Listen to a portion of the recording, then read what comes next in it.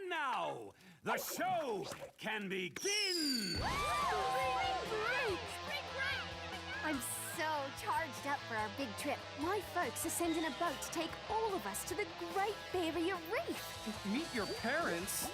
Hey everyone, Rascal here. And Mama, welcome to our channel, Paws On Animation. Today we're covering the Monster High movie, Escape from Skull Shores. This summer-themed Halloween movie, yes, follows the ghouls and stars as they go on spring break, but end up shipwrecked on mysterious island of Skull Shores. And before we start, be sure to like, subscribe, notification updates on future podcasts and we'll pause videos. Yes, and this is the original Monster High. This is the one that makes you excited. Yes. About being yourself, freaky flaws and all. Yeah. The original message that somehow has gotten lost in the reboot. Right. The second reboot. So this is G1, right? Right. Okay. So Escape from Skull Shores came out in 2012. And wow. It actually was released in February. Wow. So this is actually 11 years old. Dang. So this was one of the lesser, well, I don't say lesser known, but not as talked about Monster High movies. And shorter running, 44 minutes. Right. It's one of their specials rather than the full-length DVD movie. Doesn't mean that it's not good, it just means, unfortunately, not as much happens because it's a shorter runtime with ads involved. And this one, taking place during spring break, was also a change for it, because all the movies are usually considered stuff for October. And this one counts too, but we have a specific time of the year this is taking place. So they actually kind of change it to where it can be watched in the summer or in the fall. Like me.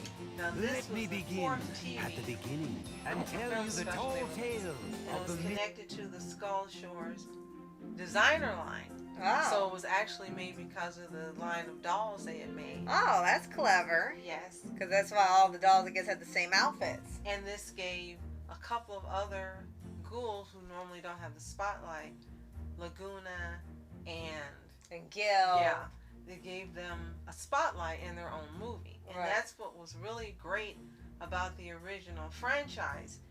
At one point, eventually, each of the ghouls and man-stars ended up getting spotlighted in one of the movies. Right. And it made it fun for everyone because it was always something different each movie. It was never where you were watching it and you felt like, I've seen this already, or this is just like this movie. Right. None of the movies were alike. Right. Every single one was unique as the characters.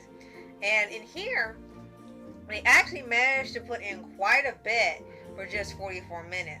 You have the spring break storyline, them getting shipwrecked. But you also having a second storyline where the island is inhabited by a monster. And they have one that looks like one of those literal giants.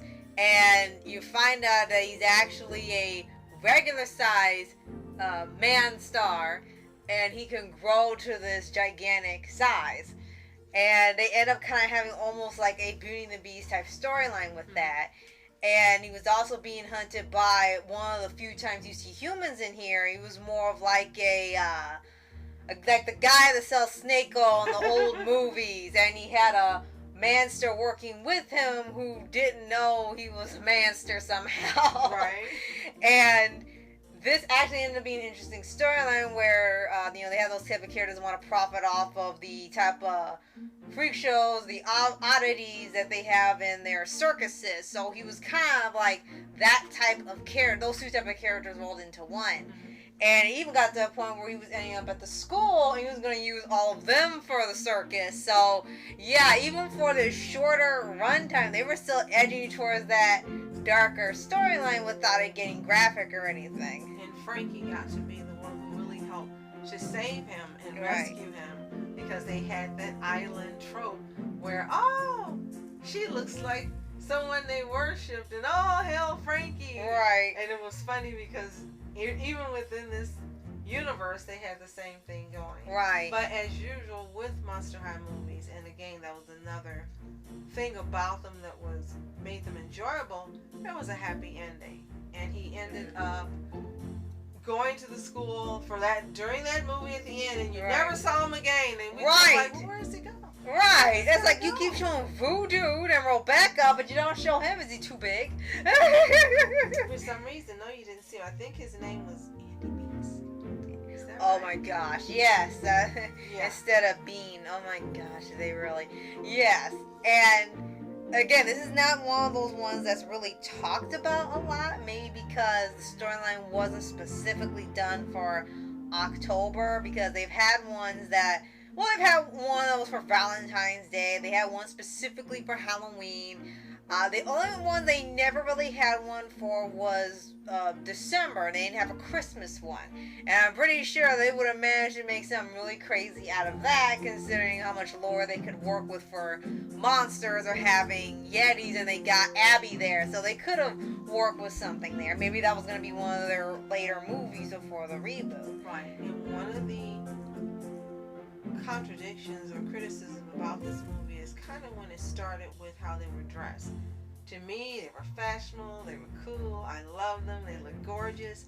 This is when they began to complain about them not having on enough clothing and too much makeup, saying that if they had done either one of these, they were perfect role models and didn't detract from the plot. But they felt in this particular movie, I guess because it was on an island, Right. that they detracted from the plot.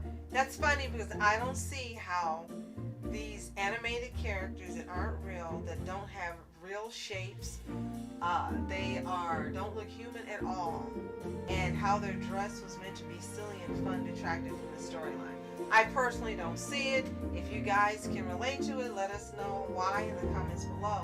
But that's when it started with this particular movie, Yeah. with the criticism about how they were dressed, which makes no sense because that was part of their brand, Yeah. being fashionistas and Right. models. Right. And unfortunately, we know that they end up getting stuff later for things that didn't really quite make sense about for Monster High. Like, you didn't understand some of the things they were saying. Like, the outfits were one, their body designs were another, saying they were way too thin, even though that's exactly how the dolls Well, look. they were ghouls. Yeah. They're Some of- bones. One's a ghost, so yeah, they can't really have that much weight.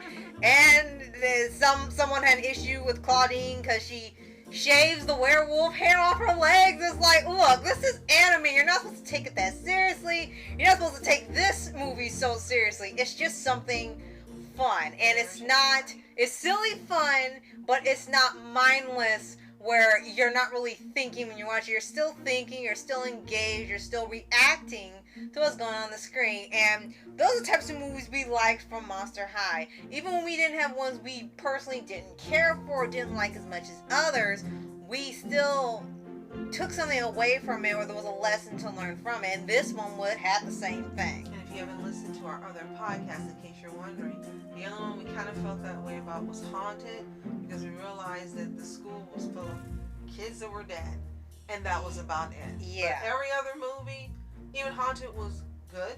You're right. It just wasn't one that we cared for as much as the others. The franchise on the whole, G1, was perfect and spectacular, and this movie was no different. Right. And in here you had, excuse me guys, the voice cast of Laura Bailey, Augie Baines, Kim Clark, Debbie Berry, Kate Higgins, and then you had Audrey Padan, who you Yes. know from, High Guardian Spice. who actually did the voice of Ghoulia in here, and some other characters that would come up. Right. And then Keith Silverstein as well. Surprisingly, yeah. So you had a great voice acting cast in here, voicing characters that you absolutely adored and loved.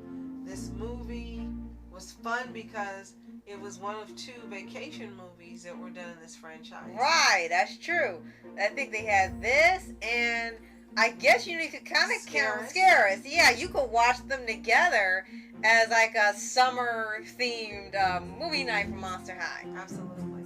And it was fun. They had the tikis and all the things that were done in an island. And to me, when I was watching it, it kind of reminded me of those movies like they used to make back in the 50s. Right. That I've seen, like watching with my nana. Right, And and it had all those little decorations and the scenery that kind of reminded you of that, including with Frankie, of course, being a goddess. The person looked like a goddess they worshipped. That was always a theme in those early movies. And that's what they played on. Right, and they did in their own Monster High way.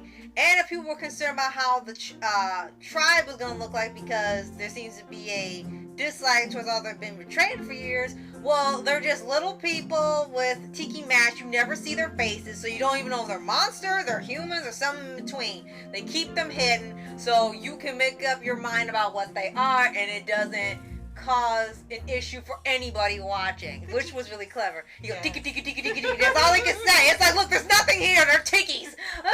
So this looks like, if we're not mistaken, this is the last of the G1 movies that we had covered.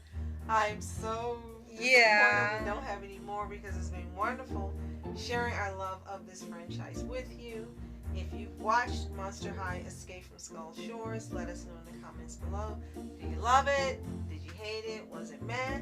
Let us know what you think. And if you actually owned any of the dolls from the Skull Shores fashion doll line, let us know in the comments below whom you have and which is your favorite. And how does this rank lastly on the movies for you within the G1 universe? Right. You put it at the top, in the middle, or at the bottom. Let us know what you think. If you haven't seen it, you can buy all the Monster High movies still right now on Amazon Prime. On Amazon, and you can also pay to rent them on Amazon Prime as well. Yeah. Right. It used to all be on Netflix, which was a wonderful time for Monster High fans because we could just go to Netflix, and when October came, we would just watch all of them in the order of release, and it was so much fun. Right. And then they disappeared. Yeah, which sucked. And if you haven't already, subscribe for updates and Busy Booty's favorite anime series, anime shows, and all things animation. Absolutely, and thank you so much for joining us today. We really appreciate you, and we hope you're having a wonderful Spooktober. Yes. So, thank you so much for watching Mask Entertainment. And Mama Entertainment. Have a fantastic day. Peace.